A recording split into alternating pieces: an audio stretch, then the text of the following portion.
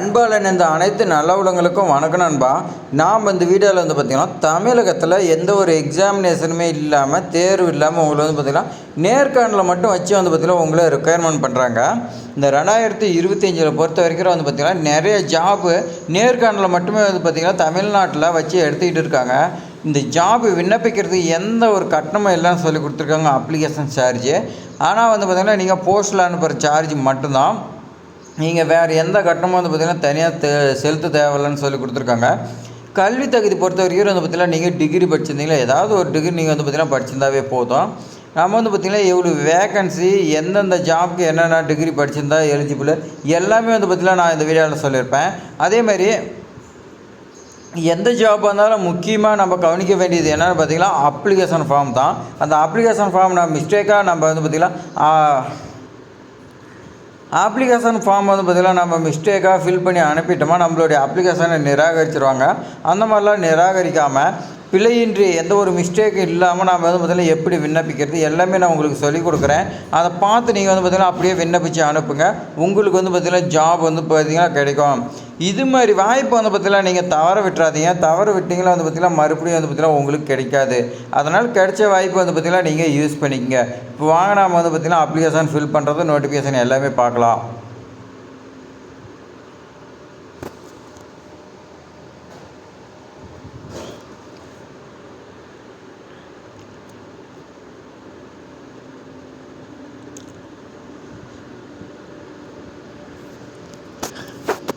Application form பொறுத்த வரைக்கும் நான் டிஸ்கிரிப்ஷனில் கொடுக்குறேன், தேவைப்படுறீங்க டவுன்லோட் பண்ணிக்கலாம். அப்படி இல்லைனா சென்னை கார்ப்பரேஷன் அந்த வெப்சைட்டில் இருக்குது, நீங்கள் அதில் கூட டவுன்லோட் பண்ணிக்கலாம். இது என்னென்னு பார்த்தீங்கன்னா கிரேஸ்டர்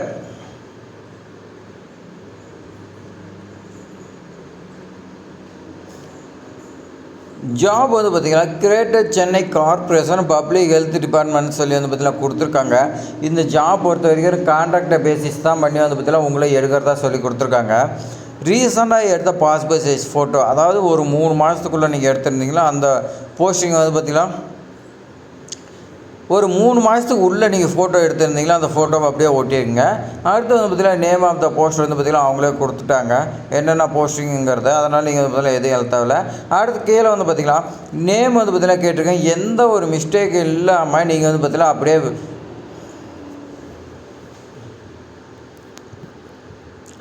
நேம் பொறுத்த வரைக்கும் கேப் லெட்டரில் எதை சொல்லி பார்த்திங்கன்னா கொடுத்துருக்காங்க.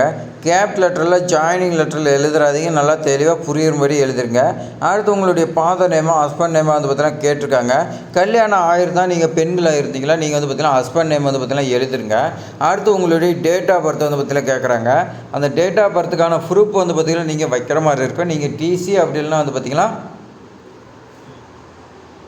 பர்த் சர்டிஃபிகேட் வைக்கலாம். அப்படிலாம் பார்த்திங்கன்னா நீங்கள் மார்க் ஷீட் இந்த மாதிரி வைக்கலாம். இதுதான் பார்த்திங்கன்னா எஜுகேஷன் குவாலிஃபிகேஷனுக்கு இதுதான் பார்த்திங்கன்னா டேட் ஆஃப் பர்த்துக்கு ப்ரூஃபாக நீங்கள் பார்த்திங்கன்னா எடுத்துக்கோங்க. அடுத்து எஜுகேஷன் குவாலிஃபிகேஷன் பொறுத்த வரைக்கும் பார்த்திங்கன்னா இதுக்கு நீங்கள் சர்டிஃபிகேட் அட்டாச் பண்ணணும். இதுக்கு நீங்கள் என்ன படிச்சுக்கிறீங்களோ, என்ன போஸ்ட்டுக்கு என்ன போஸ்ட்டுக்கு என்ன கல்வி தகுதி நிர்ணயிச்சிக்கிறாங்களோ அது படிச்சிருந்தீங்களோ அதை பார்த்திங்கன்னா அப்படியே எழுதுருங்க. அடுத்து பார்த்திங்கன்னா உங்களுடைய ஆதார் கார்டு பார்த்திங்கன்னா கேட்டிருக்காங்க. நீங்கள் அது பார்த்திங்கன்னா அட்டாச் பண்ணுற மாதிரி இருக்கும். உங்களுடைய ரிலீஜியன் பார்த்திங்கன்னா என்னன்னு சொல்லி கேட்டிருக்காங்க. அது நீங்கள் பார்த்திங்கன்னா கரெக்டாக பார்த்துட்டுங்க. அடுத்து பார்த்திங்கன்னா கம்யூனிட்டி பார்த்திங்கன்னா சர்டிஃபிகேட் கேட்குறாங்க. நீங்கள் அது பார்த்திங்கன்னா வச்சு அனுப்பணும். இதில் பார்த்திங்கன்னா ஓசி, எஸ்சி, எஸ்டி, பிசி, எம்பிசி, ஓசின்னு சொல்லி கொடுத்துருக்காங்க. இதில் பார்த்திங்கன்னா நீங்கள் என்ன கேட்டகரிங்கிறத டிக் பண்ண சொல்லி கொடுத்துருக்காங்க. அதே மாதிரி பார்த்திங்கன்னா உங்களுடைய மொபைல் நம்பர் பார்த்திங்கன்னா எழுதுருங்க. Mobile number and email ID பார்த்திங்கன்னா கேட்டிருக்காங்க. ரெண்டுமே பார்த்திங்கன்னா எழுதுருங்க. அதே மாதிரி ப்ரீவியஸ் ஏதாவது எக்ஸ்பீரியன்ஸ் பார்த்திங்கன்னா உங்களுக்கு இருந்துச்சுன்னா அதோட டீட்டெயில்ஸ் பார்த்திங்கன்னா எழுதுருங்க. அடுத்து பார்த்திங்கன்னா தற்போதைய முகவரி பார்த்திங்கன்னா கேட்டிருக்காங்க. இப்போ கரண்டில் எங்கே வசிக்கிறீங்களோ அதையும் எழுதுருங்க.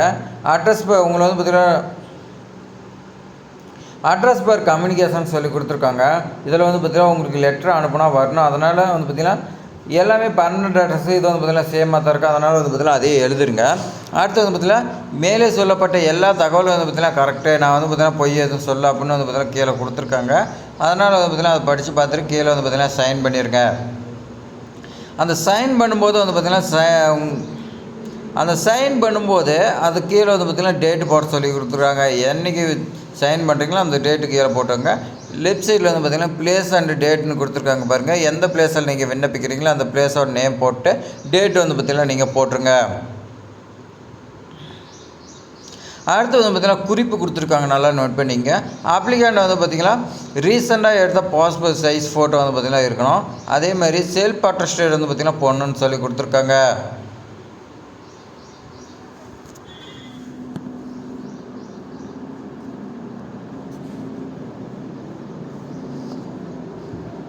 செல்ஃப் அட்டஸ்டேட் வந்து பார்த்திங்கன்னா எல்லா சர்டிஃபிகேட்லையும் நீங்கள் வந்து பார்த்திங்கன்னா பண்ணுன்னு சொல்லி கொடுத்துருக்காங்க. மார்க் ஷீட்டில் எக்ஸ்பீரியன்ஸ் எதாக இருந்தாலும் நீங்கள் வந்து பார்த்திங்கன்னா எல்லாத்துலேயும் உங்களுடைய கையெழுத்து போட்டு தான் நீங்கள் வந்து பார்த்திங்கன்னா அனுப்புன்னு சொல்லி கொடுத்துருக்காங்க. அதே மாதிரி இந்த இன்டர்வியூ வரும்போது நீங்கள் ஒரிஜினல் சர்டிஃபிகேட் எடுத்துகிட்டு வரணும். இந்த விண்ணப்பிக்கும் போது ஒரிஜினல் சர்டிஃபிகேட் பொறுத்த வரைக்கும் நீங்கள் வந்து பார்த்திங்கன்னா வச்சு அனுப்பக்கூடாது அப்படின்னு வந்து பார்த்திங்கன்னா நல்லா தெளிவாக சொல்லி கொடுத்துருக்காங்க. அடுத்து நாம் வந்து பார்த்திங்கன்னா நோட்டிஃபிகேஷனை ஃபுல்லாக பார்க்கலாம் வாங்க.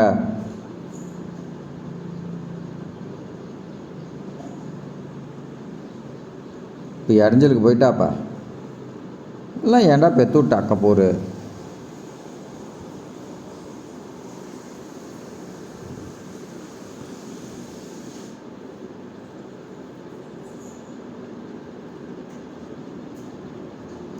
நோட்டிஃபிகேஷன் பொறுத்த வரைக்கும் வந்து பார்த்திங்கன்னா இந்த மாதிரி தான் இருக்கும். நான் டிஸ்கிரிப்ஷனில் கொடுத்துக்கிறேன்.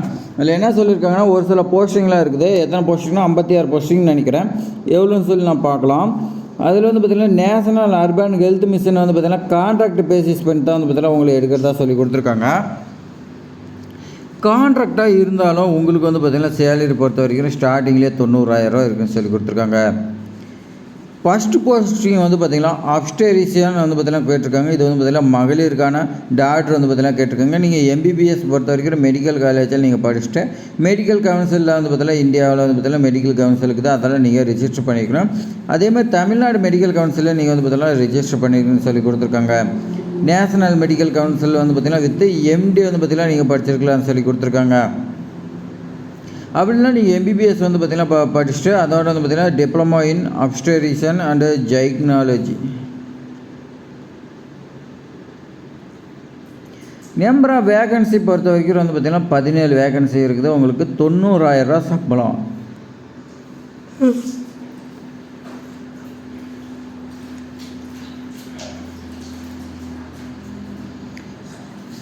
வேகன்சி பொறுத்த வரைக்கும் உங்களுக்கு 17 வேகன்சி சொல்லி கொடுத்துருக்காங்க. 90,000 ஸ்டார்டிங்லேயே சம்பளம் இருக்குது. அதனால் வந்து பார்த்திங்கன்னா மிஸ் பண்ணிடாதீங்க. ரெண்டாவது ஜாப் வந்து பார்த்திங்கன்னா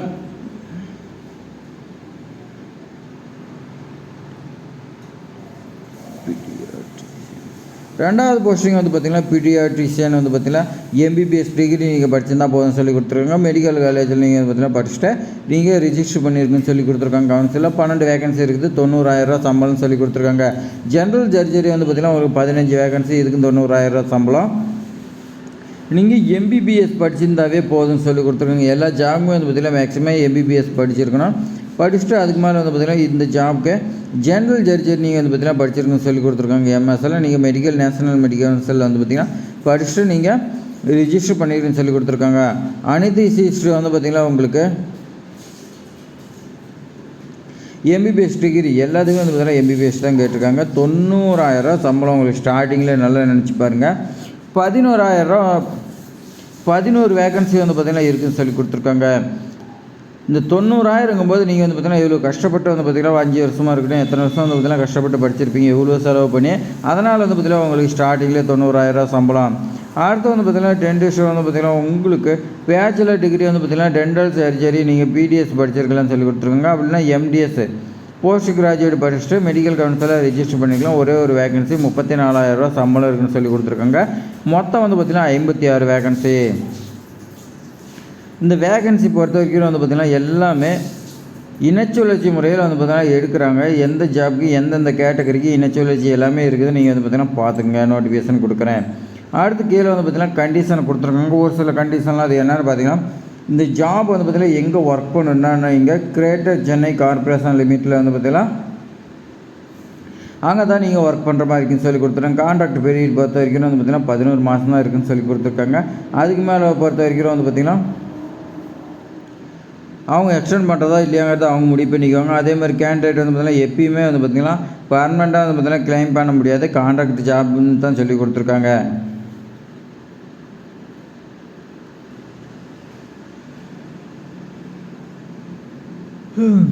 அதே மாதிரி இந்த கான்ட்ராக்ட் பொறுத்த வரைக்கும் 1 மந்த்துக்கு முன்னாடி நோட்டீஸ் கொடுத்துட்டு உங்களை வந்து பார்த்திங்கன்னா எப்போ வேணாலும் டெர்மினேட் பண்ணலாம்னு சொல்லி கொடுத்துருக்காங்க.